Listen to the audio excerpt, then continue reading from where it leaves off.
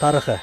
Археологиялык маалыматтарга караганда Индияда адам баласы таш доорунда эле жашай баштаган. Индия дарыясынын өрөөнүндө отурукташкан элдер биздин заманга чейинки 3000 жылдыктын экинчи жарымы, 2000 жылдыктын биринчи жарымында жогорку деңгээлдеги Хараппа маданиятын түзгөн. Биздин заманга чейинки 2000 жылдыктын орто ченинде Индияны Ари улуулары каптап келе баштаган. Биздин заманга чейинки 1000 жылдыкта аймакта Куру, Панчала, Кошала, Таксила, Гандхара, Магадха сыяктуу бир катар кул ээлөөчүлүк мамлекеттер пайда болгон. Андан ичкери Магадха айрыкча жогорулап, Маурья династиясынан чыккан Ашок падышасынын тушунда биздин заманга чейинки 268-232 жылдарда ал бүткүл Индияны камтыган империянын борборуна айланган. Байыркы Индиянын калкы 4 сословияга бөлүнгөн. Брахмандар, дин кызматкерлери, кшатрийлер, жоокерлер, вайшилер, эркин дыйкан, малчы, соодагерлер, шудралар, жалчы кулдар. Булардын биринчи экөө артык укуктардан пайдаланган. Байыркы Индияда буддизм менен жайнизм дини үстөмдүк кылган. Алгачкы орто кылымда Индия бир нече мамлекетке бөлүнгөн. 12-чи кылымдын аягы, 13-чү кылымдын башында түрк-афган башкаруучулары тарабынан түштүк Индиянын каратылышы анда ислам дининин таралышына түрткү берген. 1398 жылдары Тимурдун армиясы Дели султандыгын 1206 жылы түзүлгөн Индиядагы биринчи мусулман династиясы болуп Индияны караткан. Алар Дели шаарын талаптанып, кол өнөрчүлөрүн Самаркандга алып кеткен.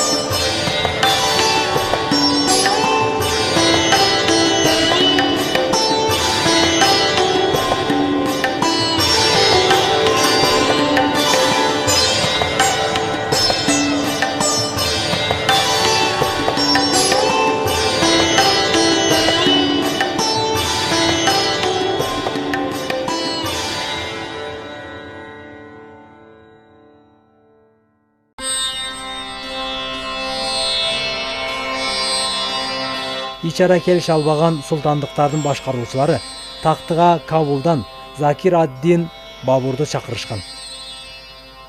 Бабурдун кыска мөөнөттүү бийлиги 1526-1530 жылдар Монгол империясынын Улуу Монголдар династиясынын башатын негиздеп кеткен. 16-кылымдарда Түндүк Индияда Улуу Моголдор династиясынан чыккан Акбардын бийлигинде болот. Анын чөбүрөсү Аурангзеб 1658-1707 жылдарда түштүк Индияны каратат. Бирок Могол империясы көп узабай ыдырай баштайт. 16-кылымдарда португалдар, голланддар, англичандар, француздар Индиянын жээгиндеги бир катар стратегиялык таяныч пункттарын ээлеген.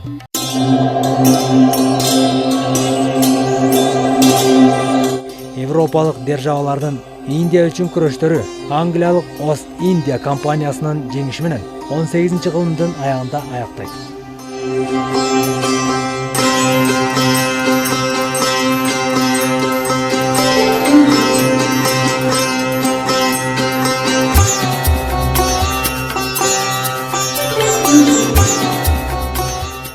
19-кылымдын орто ченинде Индияны Англия толугу менен каратып алат. Индия Англиянын соода рыногуна жана англиялык өнөр жайдын Сырьё булагына айланат. 1885-жылы түзүлгөн Индия улуттук конгресси ИУК партиясы жергиликтүү өнөр жайды өз башкаруу жана коргоо талаптарын коёт. 1906-жылы Мусулман лигасы түзүлөт. Экинчи дүйнөлүк согуштан кийин Индия менен Англиянын ортосунда карама-каршылыктар күчөп, 1947-жылы 15 августта Улуу Британия Индиянын көз карандысыздыгын таанууга аргасыз болот. Индия диний принцип боюнча Индия союзуна жана Пакистан болуп эки доминионго бөлүнөт. Бөлүнүү индустар менен мусулмандардын кагылышуусу менен коштолуп, натыйжада 1 миллиондон ашуун адам кырылат. Диний кагылышууларга каршы чыккан Ганди шовинисттер уюмдун өкүлү тарабынан өлтүрүлөт. ИЮК лидери Неру Индиянын премьер-министри болуп дайындалат. 1949-жылы 26 ноябрда жаңы конституция кабыл алынып, Индия республика болуп жарыяланган. Бул конституция 1950-жылы 26 январда бул күн Индия республикасынын күнү деп белгиленет.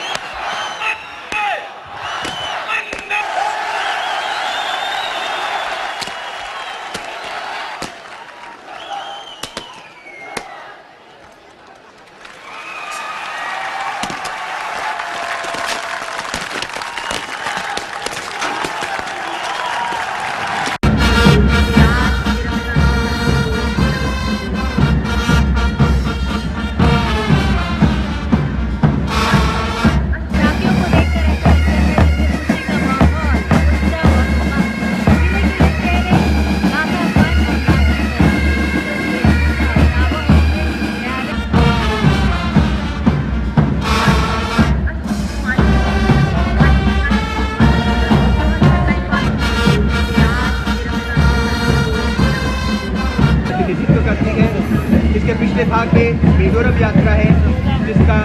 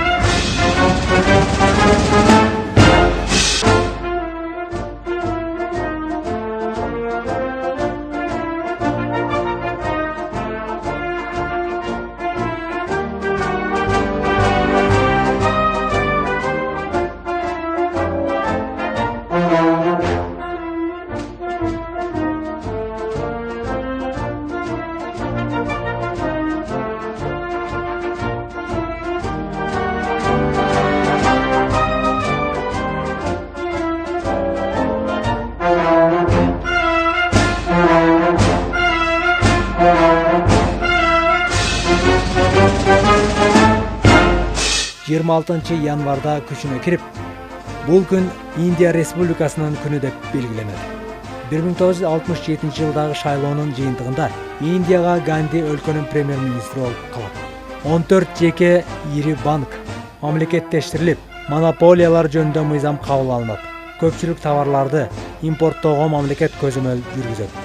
Индия өкмөтү ядролук жана космостук программаларды өнүктүрүүгө өзгөчө көңүл буруп, натыйжада 1975 жылы Советтик космодромдон Индиянын биринчи спутниги Арьябхата, 1979 жылы космостук ракетасы учурулат.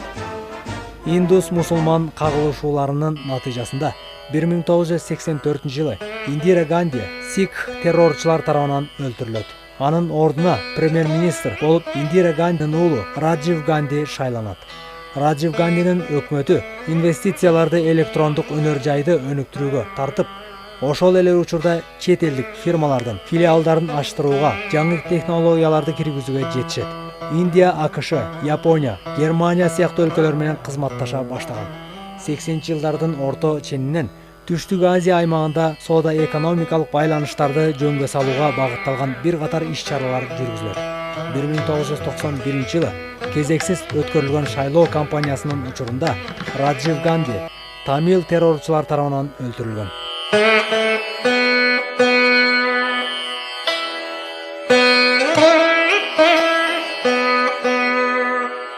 Конгресстин жаңы лидери Нарасимха Рао премьер-министр болуп калган. 2004 жылдан Индиянын премьер-министри Манмохан Сингх 21 кылымдын башында өткөрүлгөн ИДПнын көрсөткүчү боюнча Индия дүйнөдөгү экономикалык ири 4 державанын бири болгон. Индия, Кытай, Чыгыш жана Батыш Азия, Япония, АКШ өлкөлөрү менен кызматташтыгын өнүктүрүүдө. 1985 жылдын Түштүк Азия аймактык кызматташтык ассоциациясынын курамына кирген.